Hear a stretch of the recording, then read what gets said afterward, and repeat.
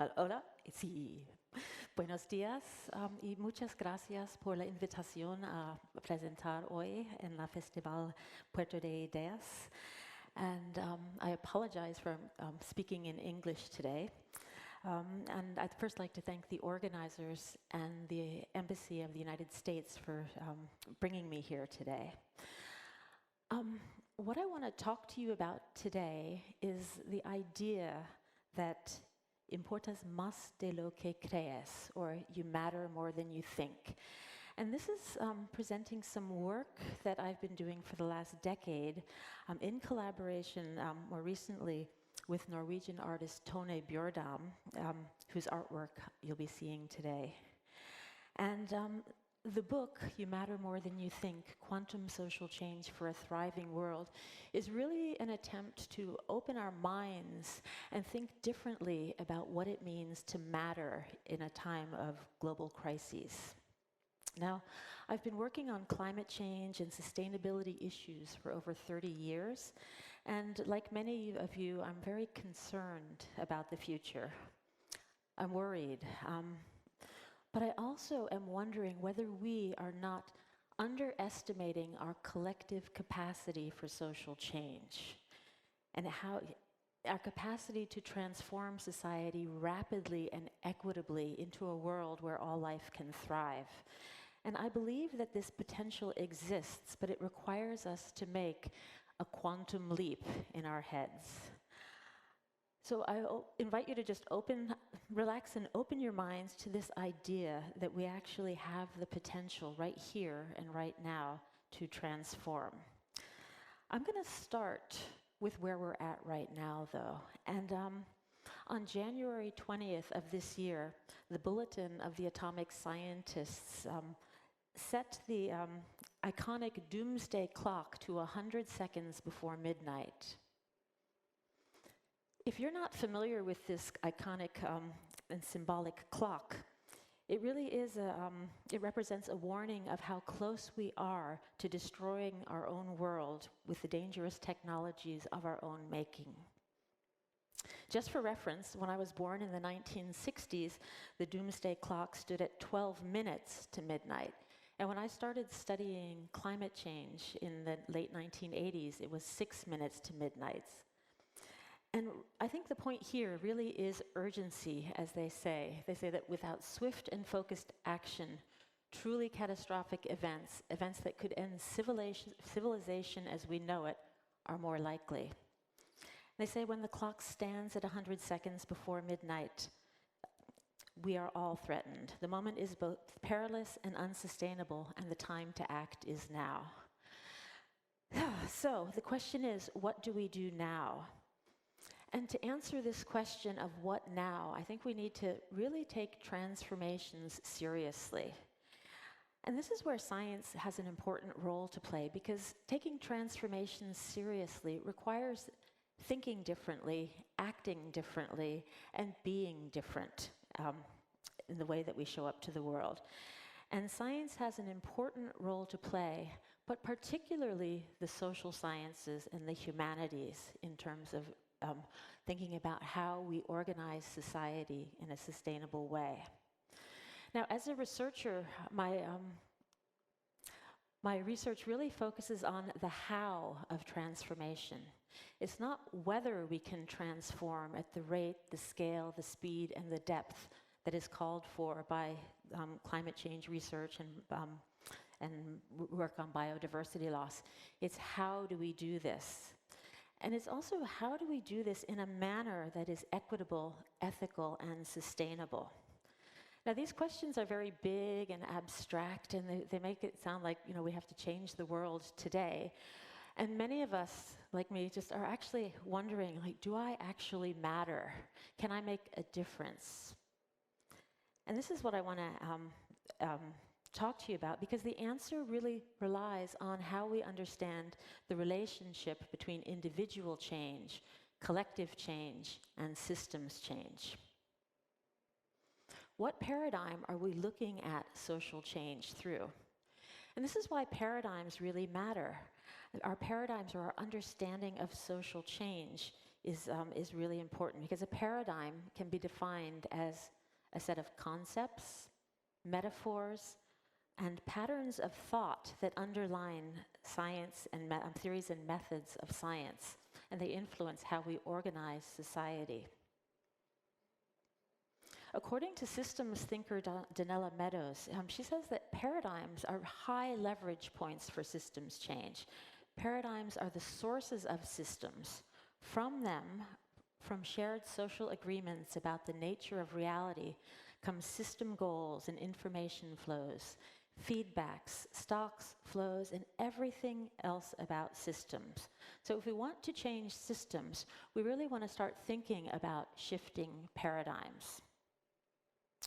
Now, the dominant paradigm in society today traces back to the Enlightenment Worldview, which is a very mechanistic worldview based on Newtonian physics, and it's associated with the age of reason. Now, within this worldview, we tend to really draw these very strict lines between me and you and us and other and society and environment and humans and nature, and not the least between subjects and objects. Now, we all know that defining boundaries in our lives can be very helpful, and they can, in our everyday world. But the problem arises when we take these boundaries to be real. When we take these lines to be real, we start to create a world that is fragmented, a society that is fragmented and polarized, and it leads to the breakdown of functions needed for our collective survival and well-being. We see this everywhere in the world today, where instead of coming together collectively to address these critical challenges, we're thinking and acting increasingly polarized and fragmented ways. Now, quantum physicist David Bohm warned us of these. Oops, sorry, I'm not clicking. David Bohm warned us of these. He said that what is primarily needed is a growing realization of the extremely great danger of going on with a fragmentary process of thought. And he said this in 1980, and here we are in 2022, really being challenged to rethink our fragmented way of thinking. But quantum physicists like David Bohm, however, have for the past 120 years been challenging our understanding of reality, our fragmented way of thinking. Quantum mechanics has shown us that small things can make a very big difference, and it's been used, it's one of the most successful theories in physics, and it's been used to create everything from computer chips and cell phones, the internet, and most of the technologies that we're using today. In reflecting on 100 years of quantum physics, these authors talk about that quantum mechanics forced physicists to reshape their ideas of reality, to rethink the nature of things at the deepest level, and to revise their concepts of position and speed, as well as their notions of cause and effect. And this is profoundly important. And I'm not going to give you a quantum physics lecture today, because that's not my expertise, but I want to point out some of the concepts that are really strange characteristics that we haven't absorbed in our social world. And the first one is wave-particle duality, which is where subatomic particles such as electrons and photons appear to be both waves and particles depending on the measurement. And this is an example of complementarity, which describes how we cannot observe and measure both a wave and a particle-related property at the same time. In other words, we get information about one, but that we have uncertainty about the other. And this is true for other properties as well, such as position, and momentum. The more we know about the momentum of a particle, the less we know about position, and the other way around as well. There's lots of other different concepts related to quantum physics that I think we can start to use in our language, everyday language, and entanglement is one of them. And non-local entanglement refers to a phenomena where information about particles that are separated in the universe at any distance is revealed when a measurement is made on just one of them, even though no information passes in between the two of them. Now, Albert Einstein called this spooky action at a distance, but the point here is that there is no action. There's only a correlation of information. And all of the terms and concepts from quantum physics, such as complementarity, entanglement, superpositions, quantum tunneling, potentiality, and so on, they all challenge our understanding of the world and the fundamental nature of reality.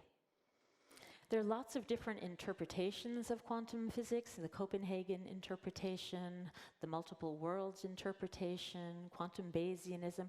I could go on, but the real point that I want to get across is that there's an understanding that reality is not what it seems, as Carlo Rovelli has written about.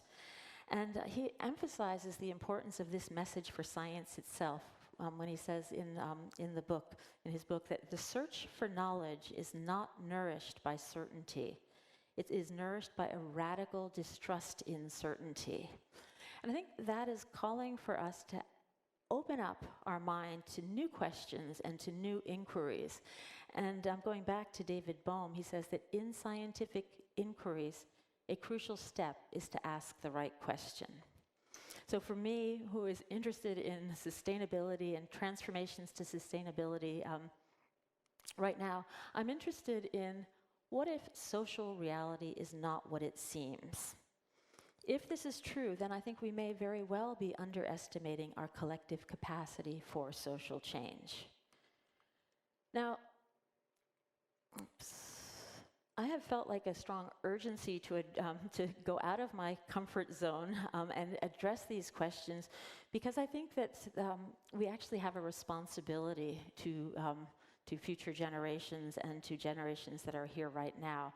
And I'm wondering what insights from quantum physics and this emergent and very interesting field of quantum social science might inspire transformations that are not just rapid and effective, but also equitable, ethical, and sustainable. And quantum social science is a world where we're looking at language and meaning and quantum decision-making, quantum game theory, where we're using the methods and the algorithms of quantum physics to understand society, where we're starting to recognize that there's, that we are entangled through our language and values and so on. So over the last decade, I've been really exploring this idea: what does this all mean for social change? And I've been exploring the idea of quantum social change, where quantum, which is like a conscious, nonlinear, and non-local approach to transformations, grounded in our inherent oneness, our entanglement. It recognizes that we are entangled through our language, through our meaning, through our shared context, and that our deepest values and intentions are potential sources of individual change, of collective change, and most of all, of systems change. And in the book, I discuss 10 concepts that matter when it comes to quantum social change. Now, in English, the word matter refers to being important or significance. However, it also refers to a physical substance or a material as distinct from mind and spirit. And so quantum physics has challenged our understanding of matter, and this really should be transforming our understanding of what it means for us to matter. And I'm going to start by just emphasizing that we are living in the decade that matters. And if there has ever been a moment in history where we need to look more closely at the relationship between mind and meaning and matter, it is right now. Many of you have probably seen the latest IPCC reports, the Intergovernmental Panel on Climate Change. And these reports stress again and again and again that we are living in a time when our actions will have a profound influence on the future for millennia to come. The United Nations has called this the decade for action, but in terms of quantum social change, this is the decade that matters. It's a time when the existential threats associated with climate change and biodiversity loss are challenging us to transform ourselves, our systems, and our societies. And this is, again, why paradigms are so important, because they influence how we see systems, how we design systems, and how we engage with systems. And they influence how we relate to ourselves, to each other, and to nature. And most of our understandings of social change still think of us as these discrete marble-like individuals, what Isaac Newton, he referred to them as solid, massy, hard, impenetrable, movable particles. So this particle view of the world has dominated our understanding of social change and social movements. And quantum physics challenges us to look at ourselves as both waves and particles, individuals and collectives. Now, many of you will say, no. Quantum physics only applies to the subatomic level. At the level of society, we are just classical. We are predictable. We are, Newtonian, and this has dominated for this idea has dominated for a long time. But we also see in the emerging field of quantum biology and in quantum physics itself that the division between the classical and the quantum world is very fuzzy, and it's increasingly questioned. In other words, many people are saying that the classical world is an emergent property of a quantum world. And as writer Dana Zohar wrote back in the 1990s, she says that we are actually living in a quantum world, and once we fully grasp that, nothing will ever be the same again. So this then comes down to, what do we believe about the nature of the world? And our beliefs influence the perspectives that we take on the relationship between self and society, including what we believe to be politically possible. Now, beliefs can be conscious or they can be unconscious, depending on the extent to which we're aware of them, or that they actually influence our perception and our engagement with the world. There are a lot of people who will just say, I don't believe in climate change, or I don't believe I matter. And these are very powerful statements because they have a lot of assumptions behind them.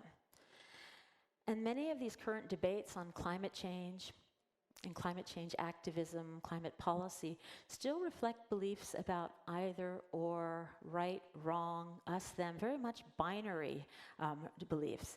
And quantum physics challenges this kind of separateness and moves us into a both-and world of potentiality. And so moving from fragmentation to a world that is connected and interacting. And I'm particularly curious about one interpretation of quantum physics, which is referred to as quantum Bayesianism or cubism, which is based on the idea that our personal beliefs play a role in shaping our reality. It's the idea that that its proponents put forward is that we live in a participatory realism, that we are actually engaged with and influencing the world in every moment. So quantum theory in this interpretation is fundamentally about agency, it's about actions, it's about consequences, and it's about expectations. Now, our beliefs about the world influence everything, including our relationships that we have. And relationships matter because for many of us, it's about how we relate to ourselves, to each other, to nature, and to change itself. And if we're going to organize society based on these ideas of individualism, atomism, determinism, and so on, we're going to see results like we're seeing right now. And so if we look at quantum systems as entangled with uncertainty, indeterministic, and with potential, we start to see that we are one large system, and rather than as interacting, we are intra-acting. In other words, within and inside a whole. And so from this perspective, I think, we have to recognize that we are the systems that we are transforming. And so from the perspective of quantum systems, when we consciously change our relationship to the system itself changes. And this is a large part of what is going on now with climate change, is that we are starting to recognize that we are transforming global systems individually and collectively. And collectively as a whole, we're having an impact on the globe. Now, many of you will recognize that spiritual traditions, indigenous knowledge, local knowledge, embodied practice, and political movements are often emphasizing the importance of bringing awareness to these unified relationships between whole and parts, and I and we, and both and etc. And I think that this is really an important dimension to recognize that we inherently are connected. We inherently understand this. But one of the reasons for looking at the metaphors from quantum physics is just how strong the dominant paradigm actually is, and how it shapes, the way that we do research and science. So regardless of what you might believe about, quantum social change, we're talking about how we talk about the world, and metaphors matter. Figures of speech can be powerful in communicating facts and ideas and understandings and meanings from one person or group to another. It's been said by linguists that new metaphors have the power to create a new reality because they influence the reality that we perceive, the reality that we experience, and how we act in that. Concepts such as quantum leaps, entanglement, and potentiality then can serve as really powerful metaphors. And really, climate science is full of metaphors. For example, the greenhouse effect, el efecto invernadero, hothouse Earth. Everything that we talk about in science really is through the language of metaphors. And they don't exist only in our minds. They also are embodied within us, and words matter. Going back to David Bohm, he says they generate a stream of meaning that seems to flow among us and between us and through us. And he mentions, and I think this is really important for today, that this shared meaning is the glue or the cement that holds people and societies together. So shared meaning is the glue or cement that holds people and societies together. And when we embody and live through our metaphors, we can use them to generate more sustainable patterns. And when we talk about metaphors, we talk about as if, things that appear to be. But when we talk about entanglement, which in classical world is like being twisted together or entwined, again, as I said earlier, entanglement in quantum systems is a reality. It has a specific meaning about particles being separated but correlated or co-related rather than causal. And I think this non-local entanglement through language, through meaning, is really an exciting area where we start to see that how do we connect with others, people who don't see the world like us, people who don't share the same interests and world. And so in a quantum world, individual change, collective change, and systems change really are about how we show up in those, in that collective through language, through meaning, through values, and through consciousness. And this brings me to the question of consciousness. And this has been raised a lot in quantum physics, and it becomes very like woo-woo, the consciousness collapses the wave function. But I think that if we just step back and look at how do we actually think about consciousness or the experience of the world that we're living in, it becomes clear that we need to include this in our understanding of social change. Being conscious of consciousness itself is essential. And this is really that, when we start to think about our ability to respond, consciousness and free will become very important. Now, in terms of global change research, we tend to focus on the interactions between the atmosphere, the biosphere, the hydrosphere, the cryosphere, or the frozen areas of the Earth. But we don't pay attention to the noosphere. And the noosphere describes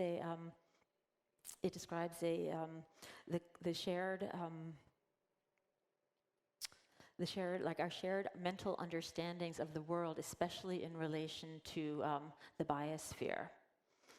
And leaving out the noosphere, leaving out these inner human dimensions, leaving out our subjective expression of the world, our collective way of thinking about the world, really cuts us off from the world of nature, the world of each other's. And I think we then underestimate that sense of agency that we have to influence the world.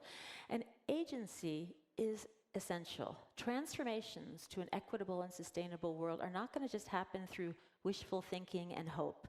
They would call for actions and interventions that challenge these outdated systems and all of the structures and things that actually have created the world that we're seeing today.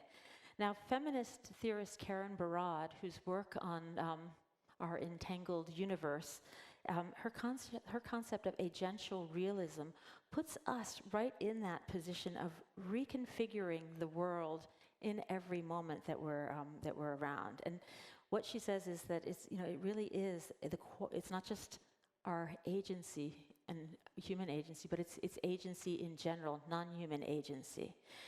And for me, it's not just about having agency, because agency has created many of the problems that we're experiencing, but it's the quality of agency that matters.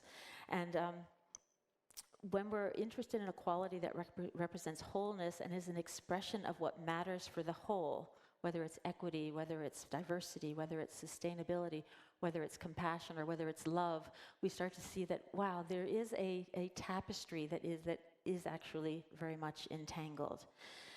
And with our agency then comes a responsibility, an ability to respond. And that responsibility is for the norms, the rules, the standards, the regulations, the institutions, the incentives, and the power relations that influence how we organize society today and who benefits and who loses. So there's a very strong political dimension to this idea of agency. Individual agency, collective agency, and political agency are very much entangled. And so the idea here is that when we change ourselves, we change our society. And so how do we do this? And this is where the idea of creating new patterns becomes important. And fractals are a very useful metaphor because they are self-similar patterns that repeat themselves at every scale. We see them in nature, and we also can create them through algebra and through geometry.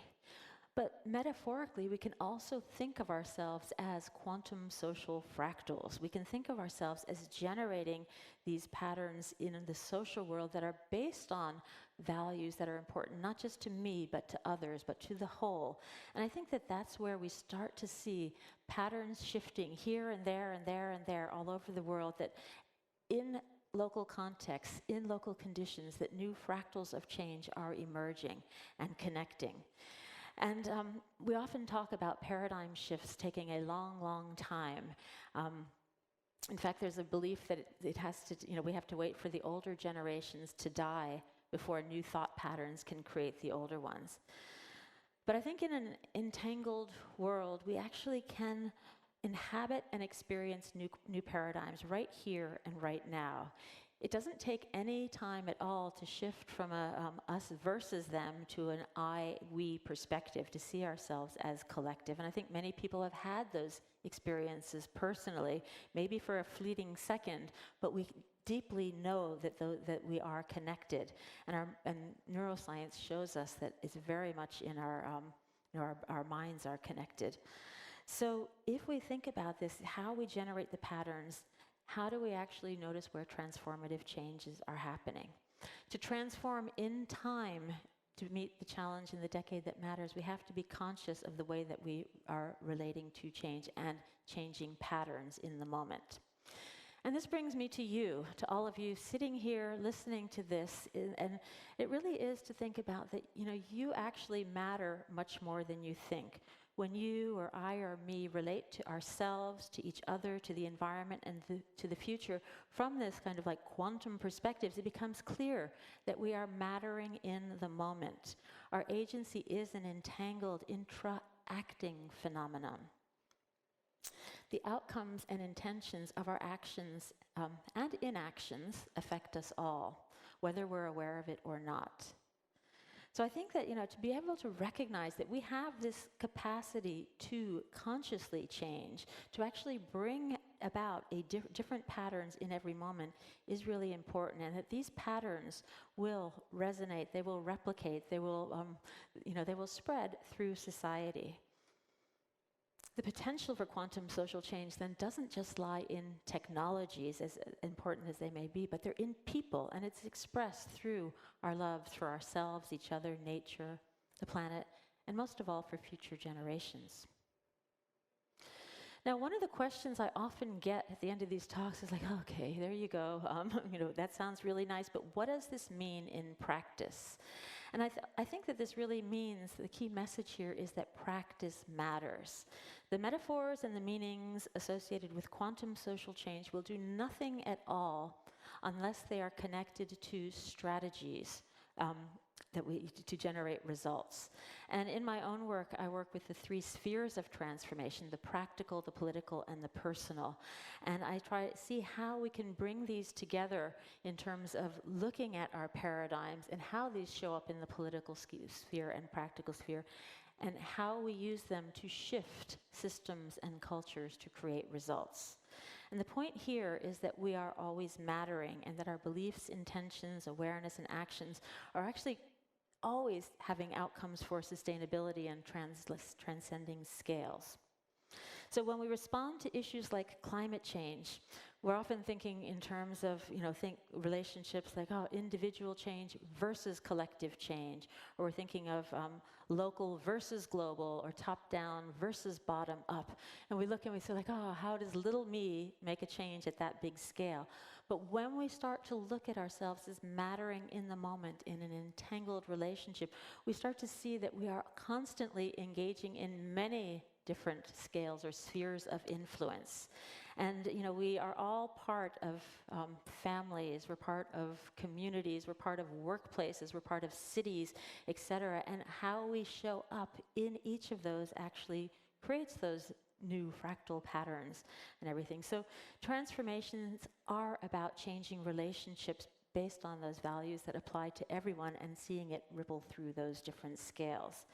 And so this really takes a willingness to challenge our assumptions and to take a new perspective, and even to tell ourselves new stories that put us as humans into, with agency as the protagonists of the story. And I think this means that it's a process, and it's also a practice, but that every single person has an important role to play in creating this equitable and thriving future, no matter what you're doing or what you're working on.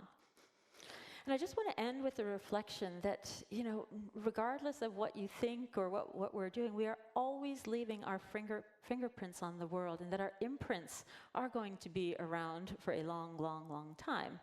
And with climate change, we have still some uncertainty about which scenario is going to show up or unfold. But we also know that we have a small window of opportunity to actually work differently, to focus on conscious change, to focus on creative change, to focus on collaborative change. And so this puts you, and it puts me, at the heart of quantum social change. So I encourage myself and others to step outside of a paradigm and really embody an alternative. And this really is about moving beyond our comfort zones, and it means thinking and being and doing things differently. But transformations are taking place regardless of what I talk about right here. And right now we're headed to a world where we're going to be focusing a lot on coping and surviving. So what I'm interested in is, how do we move towards a world where all life can thrive? And in other words, this world is full of potential, and we won't realize this potential until you, me, and everyone realize that we matter more than we think. So, muchas gracias, and I look forward to a conversation with Pablo.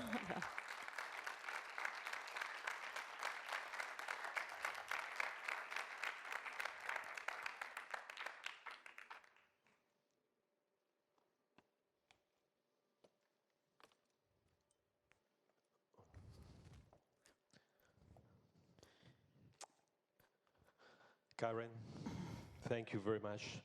That was a spectacular talk, I should say. I felt like I was looking at the movie The Matrix, and you were at the moment of giving me a pill and tell me if I want to be transported to this real thing that we don't think exists. somehow. And thank you for that, because that's the feeling of abysm and the feeling of actually being in a mystery. So one of the things I wanted to ask you about is about this mystery. Because somehow what you are emphasizing is, and what David Bohm said, as you pointed out, that we have more questions than answers. And it's very difficult to live a world where you don't have answers. So we don't have a pedagogy, someone who actually can teach us how to survive in a world where there is a lot of uncertainty, which is the quantum world, so to speak. So how you see that, how we are going to provoke that change if we are so afraid of living in an uncertain world? We need certainties. I need to know that if I'm going to walk out of here, I'm going to see these people, I'm going to experience these streets, I know how to get to the hotel. But if I live in a world which is completely mysterious, how that change? How can I provoke that? Yeah, it's a great question, because we love stability, we love certainty, we like predictability. At the same time, like, we live in a world that we can't control these things, and at some point, I think it becomes clear when we're looking at the scenarios for the future, coming from climate change, looking at the Antarctic ice sheets, looking at sea level rise and things, we realize that, like, we are moving into terra incognita. We're moving into a non-analog world where a lot of people are very concerned with the world right now with like 1.2 degrees warming. And we can't even imagine what that 2-degree warming will be, or the 3-degree warming will be. And so recognizing that there is this huge difference in uncertainties there, it's like, can I dare and go into, and this is really a much deeper type of change, but it opens up the solution space for addressing not just climate change, but poverty, inequality, all the issues that we're talking about, mental health issues. And it really is to, it is like, will I hold that pill? And then maybe that uncertainty isn't as scary. Maybe it is actually a freer space than what we've been programmed to believe. Right. What I think is, about what you're saying is that we are certain that we need to change. That's for sure. Yeah. So towards what kind of society, what are you envisioning? Because of all the spheres that you showed about the transformation, the personal, the social, the political, it looks to me that the political is more uncertain than all the others in terms, because there you have power, the powers of people, the powers of enterprises, the powers to control communication. They're actually the power to make you construct a world that might not be the kind of the one that where we will see human beings and biodiversity thriving. And what kind of political arrangement you think will be or will be a political arrangement more in accord or in agreement with this quantum social system? Because somehow you also are saying that one person, one vote might not be completely right at some extent, because we are much more than we're much more than our votes. Yeah, we're much more than our votes. And that is where, like, the political sphere, it really is how we organize society, how we organize ourselves. And so when you're organizing society based on principles of equity and justice and compassion, and not this fragmenting us and other that you're pushing against it, you're going to come up with collective decisions. And you see this in citizen assemblies all over the world. You're seeing this in, rewriting constitutions in Chile. And, how do we, what is it that we want? And, one of the questions that I think comes out for me as being really important is whose values count? Whose worldview counts? And it's not not everybody has contributed equally to these changes that we're seeing, and many people have had power imposed on them for centuries. They've had their land colonized. They've been oppressed, extracted. All of these isms of racism, sexism, elitism, all of the these have come from a certain mind frame. And so how do we actually shift those? And that's the question I think we really need to ask and address. But if we address it through the same us and other, then we don't get to transcend that and define what is that connection. And for me, calling out what isn't working is really important, but so is the idea of like changing the way that I struggle, with this as a practice, because it's very easy to, shake your heads like, who are these people? And then say like, oh wait, these are people who really want to be acknowledged. They want to matter too. And we have a lot of collective trauma in the world. We have a lot of, like injustices that have happened again and again. And so yeah, I'm just thinking of, how do we move beyond those and address them? Coming back to the first kind of mental picture I had of the pill, in terms of the matrix. So what you think, or the equivalent will be the silver bullet. What is the silver bullet here to actually ignite the transformation of the world and us? What is the pill? Where is it? Where is it? I think there's a talk on ayahuasca coming up, but I think we want that silver bullet and we want that pill, but we really, it is, it takes then that practice. It might take some people, everyone will have their aha moment in a different way, in a different context, and we're not going to get to one. That quantum leap won't be like just one thing. It will show up differently in different contexts, in different people. And I think that for me, that it is just that like suddenly becoming aware that, I matter, that what I do, it's how we show up. And to me, it's, right. That is there's so many people around in the world today who really feel insignificant. They feel that there's no hope. They feel that there's nothing that can be done. And there's many people who feel that they have all the agency in the world and that they will, and that they couldn't care less whether 6.2 million people die of things. And I think that there's a power dynamic that has to be addressed in a very different way. And that goes also into the power of science to define how we respond. Yeah, thinking of this transformation. When you actually talk about the classical science that we actually do, because we kind of is a science that somehow denies the collective. We think about the existence of the individuality.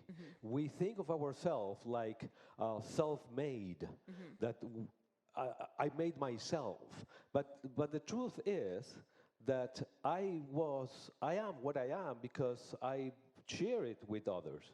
Even science is a collective action.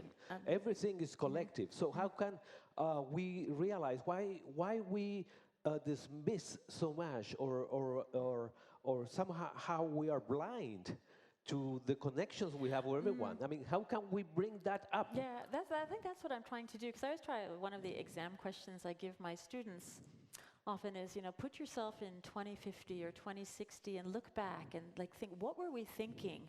What were, as we, in 2022, what was our worldview?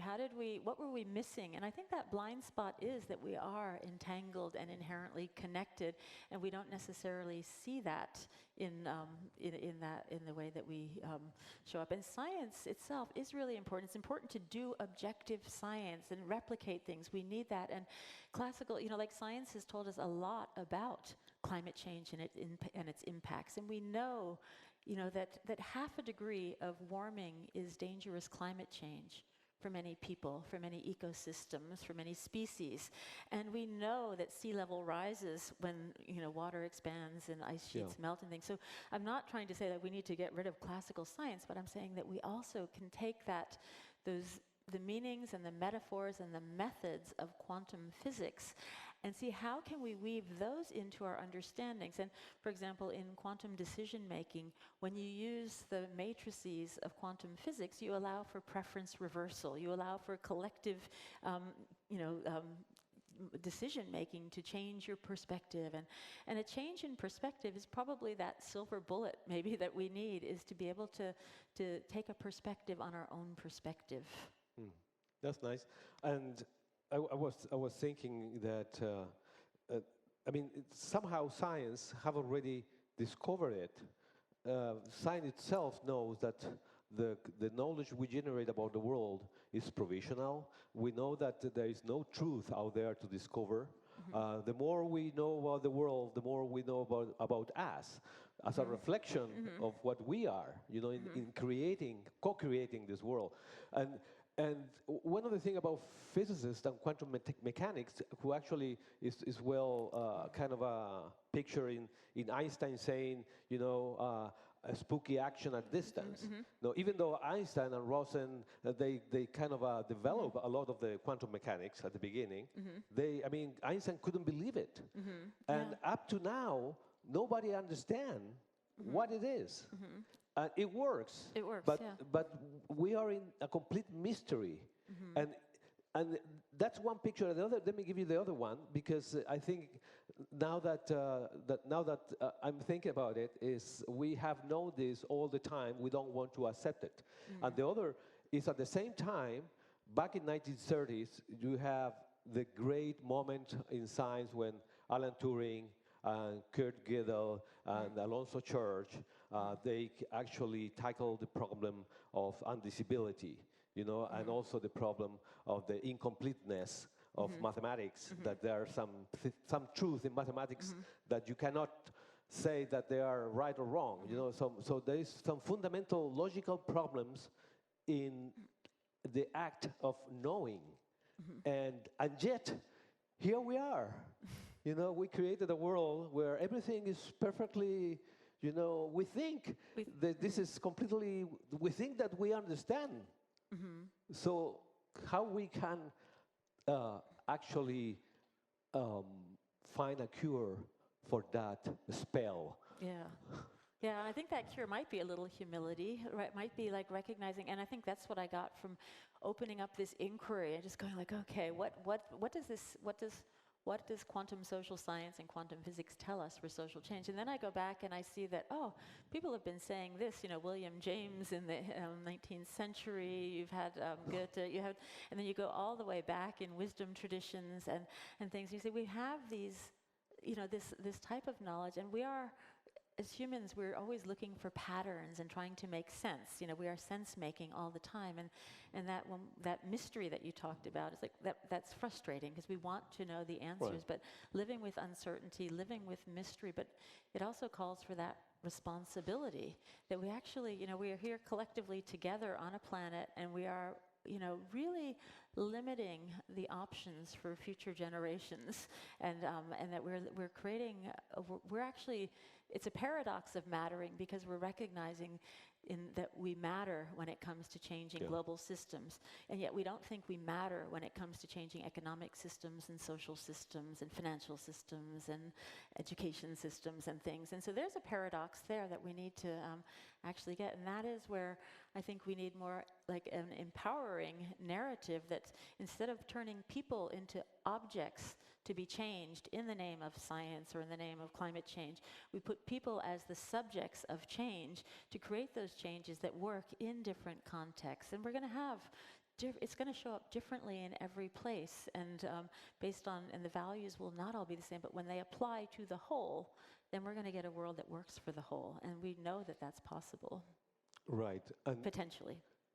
Yeah, somehow climate change is also an opportunity for actually precipitate the change, the transformation that we need. And in this regard, I would like to know what you think about these other concepts that are related, especially in terms of climate change, which is the concept of adaptation and resilience. Because it looks like, on the one hand, they are not doing fair justice to the kind of transformation that we need, the urgency of it. Yeah, and I've worked a lot on climate change adaptation, because we will have to adapt to the impacts of climate change. We are having to adapt right now.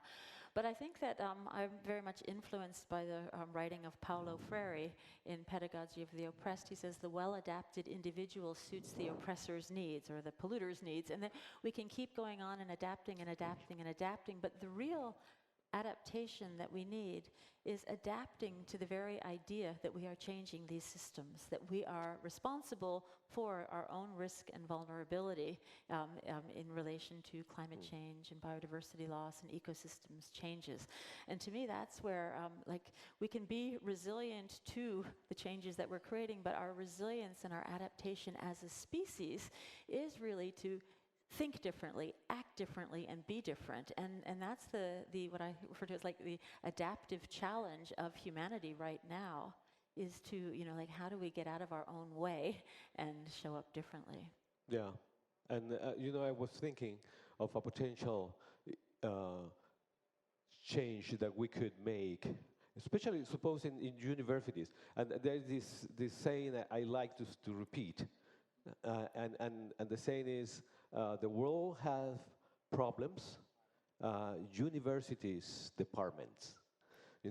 It's like the way we are organized ourselves to actually deal with the complexities of the world is not functional. I mean, we have to find a different way of actually dealing with the problems. I mean, you see it also at the level of government, isn't it? And like global change, I mean, climate change and global change are cross-cutting, and it's not just the Ministry of the Environment, it's the environment, it's agriculture, it's transport, it's everything, it's economy, it's science and philosophy, and yet we cannot embrace it. Yeah, that's absolutely true, and that goes back to like the fragmentation. We're in silos, and we say, oh, we need this silo and that silo, and all the incentives in academia are for disciplinary research and not for the interdisciplinary, not for open science and sharing knowledge and things. So it is that, and that's where the fractals come in. We have to go down to even, to our research projects, to our families, to, everything that it's a self-replicating pattern. And so when you look at issues of, treat others as you'd like to be treated, that will create a whole different pattern in society. And I think, openness of knowledge, being open to different ideas is essential at this time. And that's what I think my point in this work really is, to say, what does it take for us to actually, to make that metaphorical quantum leap to a different way of thinking and being. And that's, I feel like there is absolutely an urgency, and I think many young people are going like, well, of course we are entangled. It's a different way. But my fear is that because the problem is so serious, that we're going to address it with the same mindset as Einstein would say that created the problem, and we will look to geoengineering of the atmosphere and the oceans and kind of the solutions that are going to create bigger problems in the future and bigger inequities and bigger injustices, rather than looking at, what can we do right now, right here, to actually create that just world. And it's not about the politics of never getting there, of saying 2030, 2040, 2050. It's right here, right now, today. What can I do? And that's, I think, the potential is here and now, and not in 2050. Yeah, I mean, probably one of the most difficult things to actually manage when one speaks about the warming and climate change and all that is how you convey that something is going to happen, but that you can make a difference, as you said, and that you don't need to depress. Because depression can get you into inaction. You say, oh, there is nothing I can do. It's not my business, and I will live my life to the fullest possible. What the heck? Yeah, and I think many people are at that stage. And so, how do you introduce this idea of that these three spheres aren't separate: the practical, the political, and the personal? And one thing that I do with my students and with society in general is to invite them to just make one little change in their life that they choose that would be a little bit of a stretch. So it could be like not eating meat. It could be something like riding a bicycle or sorting your trash or taking care of a plant or a pet or so anything like that, or meditating for an hour. And we ask them then over 30 days to just reflect on kind of the practical things, the habits and the logistics, and what do you need to change, and then look at how it affects social and cultural norms and how we are affected by those norms, and then to look at like what systems need to be in place for me to succeed, and how can I actually influence those systems. It might be asking for a vegetarian option in the school cafeteria. It might be, joining a movement to have bicycle lanes created or bicycle safety. And then getting into that personal sphere of what are my assumptions about how others will meet me and judge me or not judge me, and everything. And often that just cracks open this sense of agency, this sense that, I made this change, and now, it gives that empowering thing that I can break patterns, I can break habits, and that it affects my friends, it affects my family. That we are always influencing others and influenced by others. Right. And I think and it's happening all over the world in different contexts, so we don't have to, and that is where the entanglement of language and meaning, and we see it among our kids. They pick up these things. Right. Somehow it's like you have to be responsible of your entanglement, because you have an effect. Once you recognize that you can change things, you have to be very responsible, because you can provoke something that you might not intended, or that might be harmful to others. Yeah. So I think that's where this discussion goes into ethics and responsibility and environmental ethics too, and that's an issue that probably the discussion is not really focused on our relation with nature and how dependent we are of the rest of nature, and is more focused on, do species or ecosystem have rights that we have to protect? But at the end of the day, the discussion should be that we need to protect the environment, because protecting the environment is protecting us. Yeah, we are nature. Exactly. We are bacteria. We are water. Now we are plastic too. And so this is, it really is to erase the lines in the sand that we have created. And to think of ourselves differently. And I think that it can be like, oh, how do we do that? But it can also be very empowering that when you start to see that it can trigger that collective change, because we will never do this just as a bunch of individuals, and we don't want to reduce the solutions to just individual actions, because that political sphere, the collective sphere, is that is how we're going to transform power, politics, interests, and all the things that are perpetuating unsustainability and inequity. So for me, now I clearly see two big walls that we have to destroy. One of them is the wall that says that you are an individual alone, self-made, you don't need the rest, and you can compete and get as much success and money you can get. We have to demolish this wall and become a collective. And the other wall, so to speak, is, well, I forgot about it now, but it will come back to my mind. Okay, the other That's wall, for sure. And actually, I should say that there is an opportunity for people in the audience to ask questions if they have, and I think there is a microphone somewhere over there. So if there is anyone we have a question over there. Oh. Do we have a mic? One is coming to you.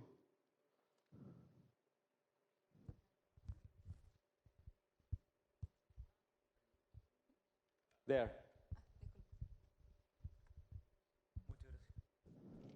Okay, thanks about the talk.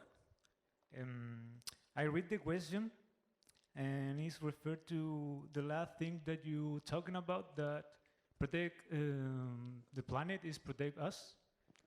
I wanted to know if by quantum you are referring to the human soul or the connection we have with the planet beyond science, and then what or why If you refer to this, you don't use the word soul or spirit, or do not make further reference to the knowledge that natives of the entire American continent have about this matter.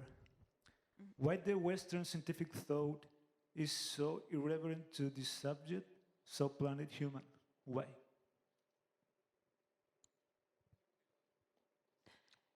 If I understood your question correctly, I mean, I think that what this is really trying to do is to show the value of a relational paradigm that exists in so many cultures and so many societies already, and that has been colonized, that has been like obliterated through our education systems and things. And I don't need to use soul and spirit and everything in this, but I think that many people, in looking at, in putting the physics and the philosophy together and bringing in consciousness, bringing in, like, how are we related to each other? And it brings up these essential, deep questions that have been addressed through wisdom traditions, through cultures. And you can say, like, yes, we've been saying this for thousands of years, but then it brings up power. And the Western dominant paradigm has really, it's on a trajectory with, it has influenced our economic systems, our social systems, our cultural systems, and it is killing us, literally. And so how do you actually go about, we can speak louder and louder and louder, but how do you get a different way of listening? I think that for me, the quantum dimension just is another, like the slow pathway to say, like, yeah, it brings us exactly back to where we've always been, that reality is not what it seems. And it opens those questions that alchemists have been dealing with, that, it's an age-old question, and it gets to Pablo's point of the mystery of that world. And it's, to actually recognize that that there are already these, like worldviews and cosmologies and things that are that give us the answers. It's not that we need, like, to just come up with new technologies, but it is, to me, climate change is a relationship problem, and relational paradigms are the way that we can start to address it. And within science itself, I think that we need to, like, actually change the way we, expand our scientific paradigms to include, different ways of thinking. So I don't know about you, Pablo. Do you? I was speaking of changing paradigms.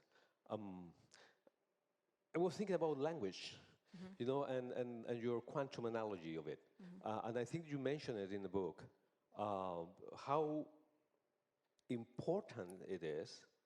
And I have started to, through ages, I mean, I'm kind of turning 60 probably in a few years.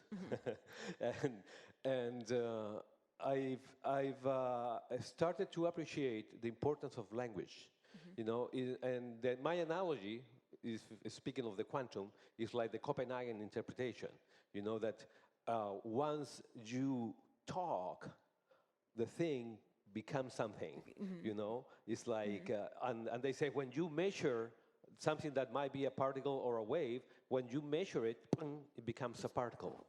And there's something magic there. And somehow it's always kind of mysterious that words are not preformed in your brain. It's more like a wave. Exactly. It's more like something. And then, boing, they become some concrete existence. And language is wonderful. Yeah, and that's where I think where, a lot of the, like, quantum social theory and things is really looking at language as this kind of entangled phenomena where it is through speech acts that we create that reality. It's like all the potential meanings, and when we talk in different languages, we might say, cambios climáticos, and then we're both focusing on that same reality. But when we don't, and I think that's one of the problems with with society right now, where we're, like, we're losing that shared meaning, the glue that holds society together. People are not trusting in science. They're not looking at the reality that we're actually facing. They're turning away from that, and we can see that in movies like Don't Look Up and other things. But it has really serious impacts for people and the planet. And again, we have so many wisdom traditions. We know so much better, and how do we get out of our way in order to someone will have to tell us when we are in time, because we can keep going for a long time here. But I don't want to miss the opportunity to ask you or to make the point about the importance of philosophy. And I just want to bring one author, Heidegger, for two reasons. First, because he was kind of a mystic. That's when I read it, it's like, wow, this is pure mysticism, a lot of it. You know, the question about, or the picture of the Dasein, you know, the entity, the real person in the world, you know, and the Dasein is someone who actually can, I think you can embellish the Dasein with action, with agency, and with the capacity to change. And the other thing that Heidegger made the point is the importance of poetry.